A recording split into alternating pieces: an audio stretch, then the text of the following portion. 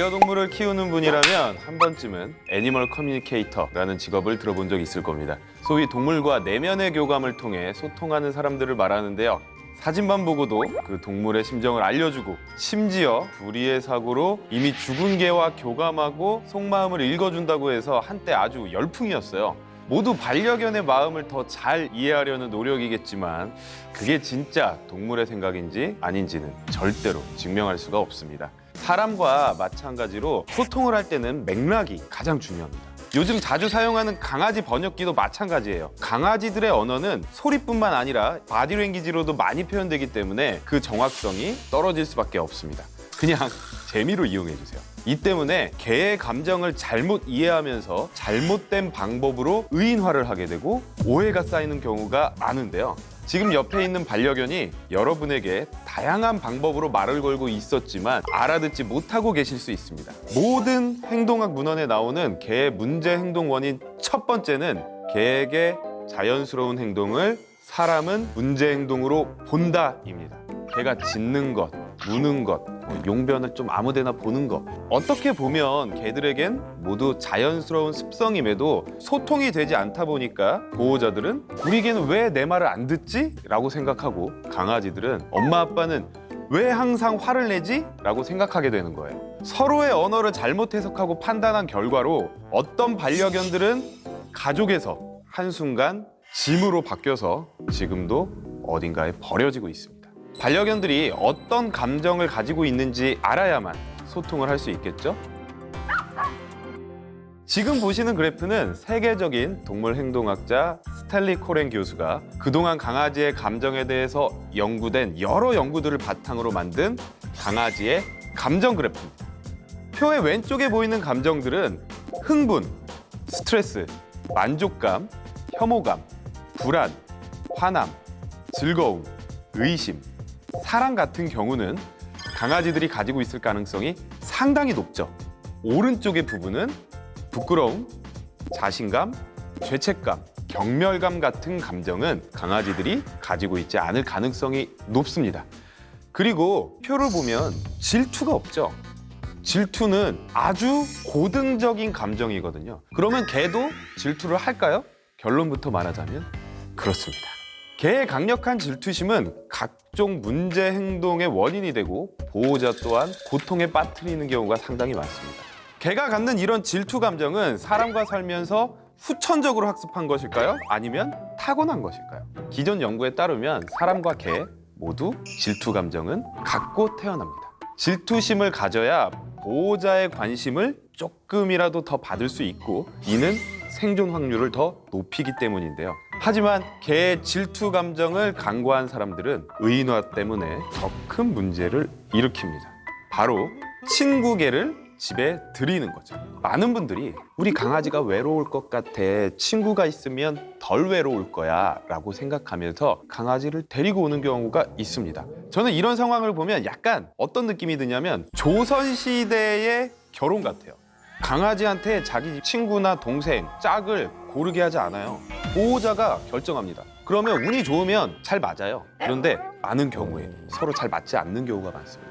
그리고 그 맞지 않는 것의 가장 중요한 것 중에 하나가 질투예요. 보호자의 관심과 사랑은 어떻게 보면 제한되어 있는 하나의 자원인데 이걸 나눠 가지게 되면서 서로 조금이라도 더 가지려고 질투를 하게 되고 상대방이 싫게 되고 싸우게 되는 경우가 상당히 많습니다. 그리고 이런 질투를 간과한 다경 가구 중에 동성끼리 더 친할 거야 라는 생각입니다. 우리가 어렸을 때 생각해보면 남자들끼리 더 친하게 지내면서 지내고 또 여자는 여자들끼리 친하게 지내서 친구가 더 많잖아요. 그러니까 강아지들도 동성끼리 더 친할 거야 라고 생각을 하는데 사실 질투심과 라이벌의식은 동성끼리 훨씬 더 느낍니다. 또 하나, 둘이 싸워요. 그러면 우리 사람들은 누굴 챙기나요? 약한 아이를 챙깁니다. 진 아이를 챙겨요. 그러면 A와 B 둘이 싸우는데 A가 B보다 항상 세서 이렇게 이겨요. 그럼 A가 나는 쟤 이길 수 있어. B는 A가 너무 세, 내가 지겠다라고 생각을 하고 있겠죠. 근데 맨날 사람은 B를 챙겨요. 지는 애를 챙겨요. 의인화를 해서 얘가 안타깝거든요. 그러면 보호자가 있을 때는 이 B가 내 백에는 보호자가 있다 라고 생각하고 둘이 비슷해집니다. 강한 아이는 질투심을 느끼는 거죠. 우리 보호자는 왜 맨날 쟤만 챙겨? 내가 분명히 쟤보다 잘났고 쟤를 이길 수 있는데 라는 생각을 가지면서 질투심이 더 커지고 훨씬 더 싸움을 하기 시작합니다. 그래서 이렇게 질투 때문에 다견가구의 싸움이 일어나게 되면 가장 기본적인 해결책부터 해나가야 되는데요. 우선 첫 번째는 NILIF라고 합니다. Nothing in life is free. 그래서 저는 이제 한국말로 조금 더 편하게 아이야 세상에 공짜는 없단다 라고 해서 아세공 교육법이라고 합니다. 이게 뭐냐면 보호자의 관심, 먹는 거, 어디에 들어가고 나오는 거 이런 것들을 강아지 마음대로 할 수 있게 하는 게 아니라 보호자의 허락, 내가 시킨 걸 잘했을 때 거기에 대한 보상으로 주는 교육법을 얘기합니다. 이렇게 되면 보호자가 주는 관심이나 자원들이 내게 아니라 보호자 거고 내가 잘하면 받을 수 있는 거야 라는 생각으로 바뀌게 되면 조금씩 질투심은 낮아지겠죠. 그러면서 다견가구에서 싸움이 줄어듭니다. 두 번째는 이거 되게 많이 힘들어 하시는데 싸움에서 이기는 개를 항상 먼저 챙겨줘야 됩니다. A와 B가 A가 더 세고 B가 더 약하다 이렇게 규칙을 세워놨는데 자꾸 보호자가 B를 챙겨서 둘이 비슷해지는 순간 더 싸우기 때문에 오히려 이기는 강아지를 챙겨서 자기네들이 만든 이 규칙을 공고히 해주시는 게 싸움을 줄이는 방법입니다. 감정을 이해했으니 우리가 오해하기 쉬운 반려견의 언어를 함께 살펴볼까요? 이 표는 공격성 사다리라고 하는 것인데요. 강아지들이 스트레스를 받았을 때 단계별로 행동을 정리한 표입니다. 가장 첫 번째로 아주 미약한 스트레스를 받게 되면 강아지들은 하면서 하품, 그리고 눈을 깜빡거리거나 가장 많이 보는 게 혀를 낼름거리는 행동을 합니다. 이게 우리를 놀리려고 하는 게 아니라요. 그냥 이렇게 혀를 계속 낼름거려요. 근데 이 정도 스트레스는 나 좀 싫은데? 라는 표현이에요. 우리 속으로 막 그런 생각 많이 하잖아요. 회식하거나 이럴 때 어쩔 수 없이 여기서 웃는 소리가 들리는데 거기서 스트레스가 해소되지 않고 점점 더 올라가게 되면 머리를 돌리거나 아예 몸 전체를 돌리거나 도망을 가기도 하고요. 그리고 보통 우리 강아지들의 귀가 이렇게 서 있는데 뒤로 이렇게 넘어가는 모습도 상당히 많이 볼 수 있습니다. 근데 이 귀 뒤로 넘어가는 건 즐거울 때도 넘어가는 경우가 있기 때문에 강아지들의 언어를 이해할 때는 맥락이 가장 중요해요. 그래서 막 보호자 반기는데 귀 뒤로 넘어간다고 얘가 내가 온 게 싫은가 봐 이렇게 생각하시면 절대로 안 됩니다. 반려견들이 꼬리로도 여러분들에게 많은 말을 하고 있다는 사실 알고 계셨나요? 놀랍게도 개는 대부분 정록생명인데다 근시로 멀리 있는 물체를 잘 식별하지 못합니다. 그래서 개의 시각은 움직임에 대한 민감도 면에서는 사람보다 훨씬 뛰어납니다. 그러니까 다른 개들과의 소통에서 움직이는 꼬리는 훨씬 잘 인식되고 의사소통 수단으로 아주 유용한 거죠. 그래서 일부 개는 의사소통에 유리하도록 꼬리 끝부분에만 다른 색깔, 좀 어둡거나 밝은 털이 있는 경우가 있습니다. 이는 움직일 때 눈에 확 띄게 하려는 목적에서죠. 제가 이 연구 결과를 보고 저희 집의 세상이를 보니까 세상이가 전체적으로 갈색 강아지인데 꼬리 끝 이만큼만 흰색이더라고요. 그래서 이렇게 진화가 됐구나 라는 생각을 했었습니다. 반려견이 꼬리를 흔들면 나를 반가워한다, 좋아한다 생각하는 분들이 많으시죠? 오죽하면 우리가 어렸을 때 많이 부른 노래 가사에도 반갑다고 꼬리치며 멍멍멍 이라는 내용이 있잖아요. 노래 원래 잘하는데. 외국에도 비슷한 오해를 하는 사람들이 적지 않습니다. 이 착각이 많은 개물림 사고의 원인이 되기도 하고요. 우선 강아지들이 꼬리를 흔든다는 건 흥분했다는 표현입니다. 그런데 문제는 기분이 좋을 때도 흥분할 수 있지만 화가 났을 때도 흥분할 수 있기 때문에 강아지가 꼬리친다고 무조건 나를 좋아하는구나 라고 생각해서 그냥 막 다가갔다가 무는 행동도 할 수 있습니다. 그럼 그 차이를 어떻게 구별할 수 있을까요? 가장 첫 번째는 꼬리의 위치, 그중에서 특히 높이입니다. 꼬리가 중간 높이에 있을 때는 좀 편안하고 안정적인 감정 상태인 경우가 많습니다. 그런데 꼬리의 위치가 높이 올라가는 경우에는 좀 자신감이 높아지고 이 자신감이 약간 위협적으로 표현되는 징후로도 볼 수 있습니다. 사람의 언어로 하면 나는 이 구역을 지킬 거야 또는 지금 물러나지 않으면 나도 가만히 있지 않을 거야로 해석을 할 수도 있습니다. 꼬리의 높이는 자신감을 표현하는 것이기 때문에 꼬리의 높이가 낮아지는 것은 불안 혹은 두려움을 보여주는 지표입니다. 극단적인 경우에는 개가 다리 사이로 배 쪽으로 꼬리를 숨기는 경우도 있죠. 이건 엄청나게 두려워하고 있다는 뜻인데요. 꼬리 언어를 통해 상대방에게 나 너무 무서워요, 나를 해치지 마세요 라는 메시지를 전달하는 것입니다. 하지만 꼬리 위치를 보고 개의 감정을 파악할 때 조심해야 될 점이 있습니다. 개마다 기준이 되는 꼬리 위치가 다소 다를 수 있다는 점입니다. 진돗개와 비글 그리고 많은 테리어 종의 경우 애초부터 그냥 꼬리가 서 있습니다. 그레이하운드 또는 그와 비슷한 종류의 개는 꼬리가 일반적으로 매우 낮은 위치에 있습니다. 그래서 이렇게 견종별 특수성을 고려하지 않고 꼬리의 일반적 위치를 기준으로 삼아서 저 개는 화가 나 있군, 저 개는 겁을 먹었군 이라고 해석하면 오류가 생기는 게 당연하겠죠. 사람이 개의 꼬리 언어를 해석할 때는 꼬리가 움직이는 속도 또한 눈여겨봐야 됩니다. 꼬리를 흔드는 속도는 곧 개가 얼마나 흥분한 상태인지 보여주기 때문인데요. 좁은 폭으로 천천히 움직이는 꼬리. 좁은 폭이면 아주 긍정적인 감정은 아니죠. 근데 천천히 움직인다는 건 아주 흥분한 건 아닌 상태. 그러니까 조심스러운 반가움의 표현일 수 있습니다. 큰 폭으로 움직이는 꼬리. 이 꼬리 어디서 가장 많이 보실 수 있냐면 사회성 좋은 리트리버 만나면 이거 많이 보실 거예요. 막 폭을 엄청나게 넓게 하면서 막 흔듭니다. 친근감의 표현일 수 있어요. 중간 정도 높이에서 천천히 움직이는 꼬리. 자신감이 아주 많지도 아니면 너무 불안하지도 않은 불확실한 감정의 표현이라고 보시면 됩니다. 지금 무슨 상황인지 좀 지켜보고 있어요. 약간 이런 느낌. 좁은 폭으로 아주 빠르게 진동하는 꼬리. 이렇게 좁은 폭으로 막 이렇게 흔들리는 꼬리는 좁은 폭이니까 부정적인 감정일 거고 빠르게 움직이니까 흥분을 많이 했다는 거죠. 도망 또는 싸움 등 특정 행동을 준비하는 징후일 수 있습니다. 꼬리가 높게 유지된 상태에서 좁은 폭으로 아주 빠르게 진동하는 꼬리. 이건 상당히 위험한 위협 표현입니다. 자신감이 상당히 많아요. 꼬리가 높아요. 그리고 좁은 폭, 부정적인 감정입니다. 그리고 빠르게 진동해요. 많이 흥분했다는 거죠. 지금 당장 물러나지 않으면 너 다칠 수도 있어 라는 표현으로 볼 수 있습니다. 최근엔 보호자들이 미용에 대한 욕심으로 자기 개의 꼬리를 짧게 잘라내기도 하거든요. 이 어떻게 자르는 거냐면 아기 때 태어나자마자 진짜 아무것도 모르는 애들 잘라요. 저는 그렇게 좋다라고 생각을 하진 않아요. 근데 이렇게 하다 보면 꼬리를 보고 개의 언어를 이해하는 일도 불가능하고 개들 사이에서 의사소통에도 나쁜 영향을 미칠 수 있겠죠? 보통의 경우 반려견에 대한 의인화는 역지사지라는 좋은 감정에서 출발합니다. 하지만 반려견에 대한 이해도가 떨어진 상태에서 이 역지사지가 이루어지다 보니 결과적으로 소통에 실패하는 것이죠. 저는 개는 개다라는 말을 정말 좋아합니다. 어떤 분은 이 말에 거부감을 느낄 수도 있어요. 개는 개니까 막대해도 된다는 뜻으로 들릴 수 있거든요. 절대 그런 의미가 아닙니다. 개는 사람이 아니니 개 그 자체로 이해하고 존중해야 한다는 뜻이에요. 오늘부터라도 개의 입장에서 역지사지로 생각해보면 강아지 번역기 없이도 반려견과 진정으로 소통할 수 있게 되실 겁니다.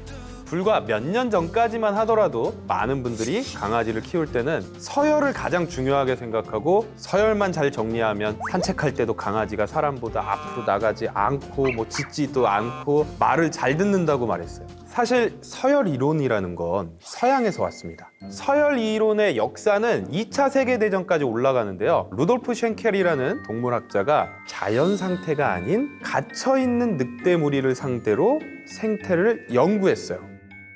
늑대들은 정말 많이 싸웠고 이 싸움에서 승리한 가장 강한 늑대가 항상 모든 자원을 가장 먼저 차지했습니다. 그래서 쉔켈은 이런 늑대를 알파라고 정했어요. 바로 이 연구 결과를 바탕으로 강아지의 서열 이론이 생긴 거죠. 개는 이 늑대의 후손이니까 비슷한 행동을 가지고 있을 거라고 추측한 거죠. 근데 이 이후에 동물학자 데이비드 미치가 자연 상태의 늑대 무리를 관찰했습니다. 그랬더니 쉔켈의 연구와는 아주 다른 결과가 나왔어요. 자연 상태의 늑대, 그러니까 원래 상태의 늑대는 가족 위주로 무리를 구성하고 우두머리 수컷이 모든 자원을 먼저 차지하지도 않았습니다. 늑대들이 그냥 같이 먹어요, 막 여러 마리가. 그러니까 사실 동물학에서 서열이 뭐냐라고 생각을 해보면 주어진 자원에 대한 우선 접근 권한이라고 볼 수 있어요. 근데 첫 번째 연구에서는 원래 살던 공간이 아니라 좁은 공간에 갇혀 있고, 또 하나는 원래 알던 애들이 아니에요. 원래 내 무리가 아니라 처음 보는 애들이 온 거예요. 모르던 늑대들을 자원이 부족한 데다가 모아놓다 보니까 생존을 위해서 강력한 서열을 만들게 된 거죠. 사실 모든 건 자원이 부족할 때 문제가 생겨납니다. 그래서 데이비드 미치가 이렇게 연구 결과를 발표하고 나서 루돌프 쉔켈이 죽기 전에 이렇게 얘기했다고 해요. 아이고, 내가 잘못했다. 그럼 이렇게 서열 이론에 오류가 있다는 점이 밝혀졌는데도 왜 아직 많은 사람이 강아지와 사람 사이에 서열이 있다고 믿고 이 방법을 사용하려고 하는 걸까요? 첫 번째, 서열이라는 단어만 사용하면 모든 걸 아주 그럴듯하게 설명이 돼요. 강아지가 나를 무는 거, 산책할 때 나보다 앞서가는 거, 시도 때도 없이 지저대는 거, 이게 모두 그냥 서열이라고 생각을 하면 간단하죠. 근데 저는 한번 여쭤보고 싶어요. 만약에 제가 뭐 조카나 제 자식이 있어요. 이 친구랑 재밌는데 놀러 갔는데 얘가 나보다 앞으로 가요. 그러면 이렇게 얘기하세요? 아, 쟤 나보다 서열이 높네?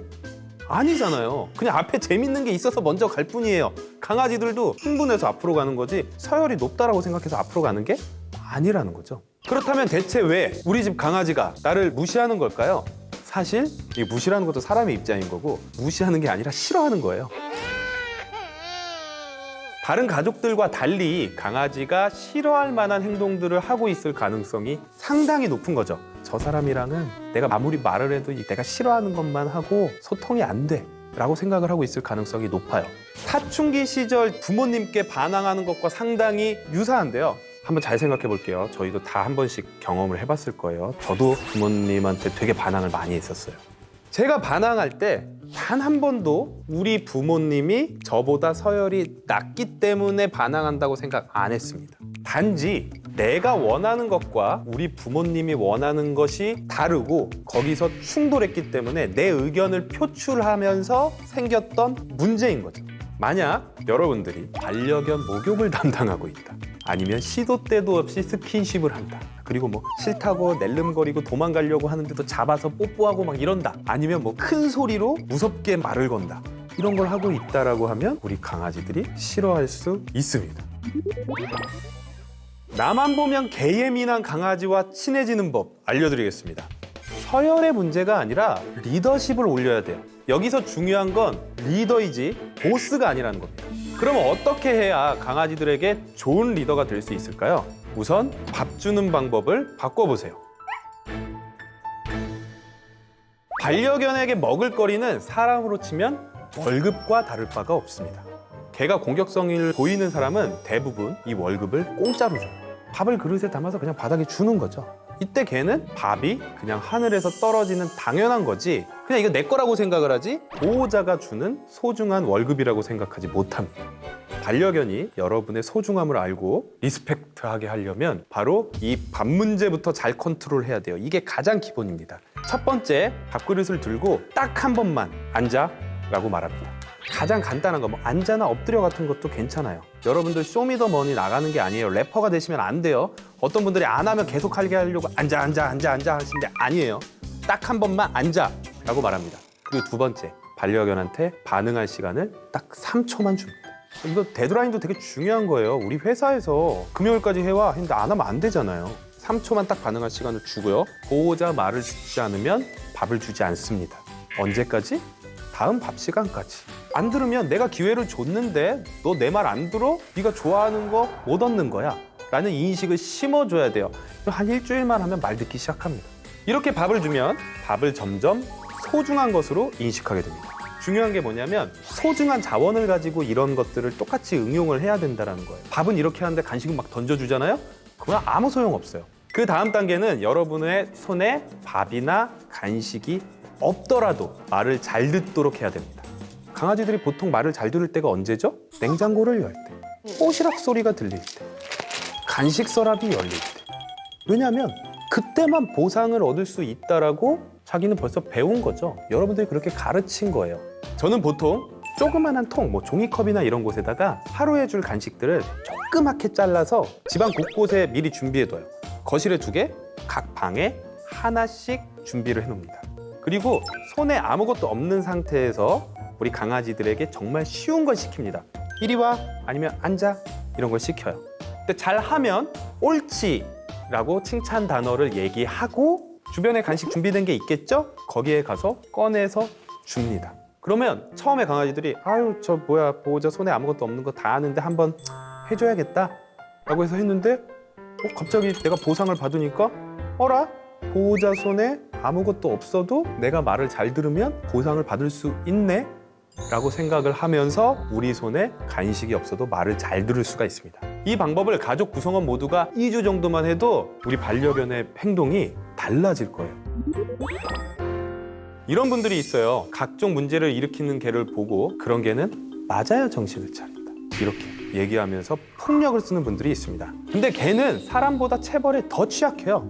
걔는 사람이 아니기 때문에 너 다음에 혼나지 않으려면 이런 행동을 해야 돼. 이 행동이 잘못된 게 아니라 이 행동 대신에 이 행동을 해야 돼 라는 걸 체벌로는 알려줄 수 있는 방법이 없습니다. 그러다 보니까 걔는 자기가 왜 매를 맞는지, 이 고통에서 벗어날 방법이 뭔지 알지 못합니다. 내가 반성을 하고 뭘 해야 될지를 생각하는 게 아니라 어떻게 이 체벌을 피할지만 생각합니다. 그럼 보통 두 가지예요. 체벌을 받지 않으려면 아무것도 하지 않거나 아니면 내가 공격적으로 이 체벌에 맞서는 거죠. 그래서 가끔 학습성 무기력증이라는 이 아무것도 안 하는 행동을 보고 사람들이 얘기를 하는 거죠. 걔는 맞아야 된다. 하지만 우리가 원하는 결과는 아닐 겁니다. 걔의 관점에서 보면 자기를 때리는 사람은 그냥 나를 싫어하는 존재고 왜 저래? 왜 갑자기 이러는 거야? 이런 생각을 할 수밖에 없어요. 그래서 문제 행동을 바로잡는 가장 효과적인 방법은 체벌이 아닌 칭찬입니다. 이를 증명하기 위해 포르투갈의 포르투 대학 연구팀이 개 34마리를 대상으로 낯선 상황 검사 실험을 했습니다. 보통 심리학계에서 아이와 보호자 사이 관계를 살펴보기 위해 사용하는 검사인데 아이가 낯선 방에 있을 때 보이는 행동 변화를 관찰하는 방식입니다. 아이와 보호자 사이에 유대관계가 잘 형성돼 있을 경우 아이는 낯선 방에 들어가도 보호자가 곁에 있으면 자신감과 안정감을 느낍니다. 하지만 유대감이 없는 사람과 낯선 공간에 함께 있을 때는 스트레스 행동을 보입니다.